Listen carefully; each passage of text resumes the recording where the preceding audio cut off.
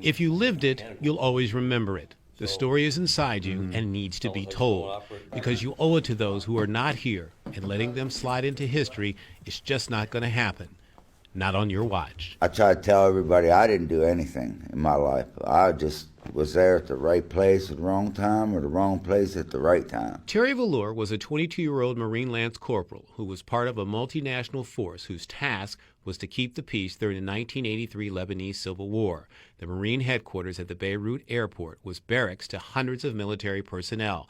They came in peace, but terrorism found them at 6:22 a.m. Sunday morning, October 23rd, 1983. I was on the second floor of the barracks at the time of the blast.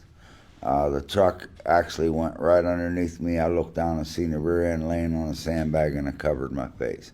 A suicide truck bomb detonated with the force of 12,000 pounds of TNT. It lifted the building off its foundations and collapsed it, killing 240 Marines, 18 sailors, and 3 soldiers.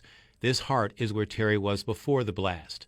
The second heart is where he was found. I went back on shore the next morning. We went to help with the recovery effort, and you could still hear the screams the next morning. It was nothing I'd wish on anybody.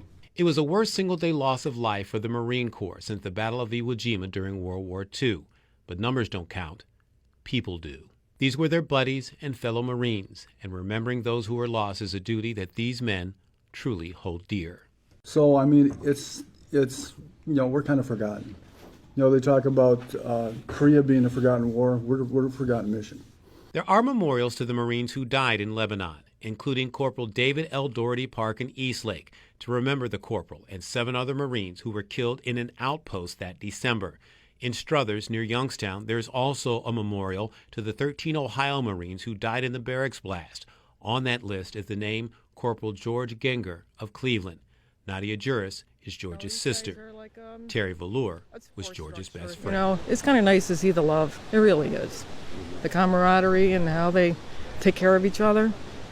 Very cool. On October 23rd at Camp Lejeune in Jacksonville, North Carolina, the Marine Corps will remember the Beirut Marines at a memorial on base.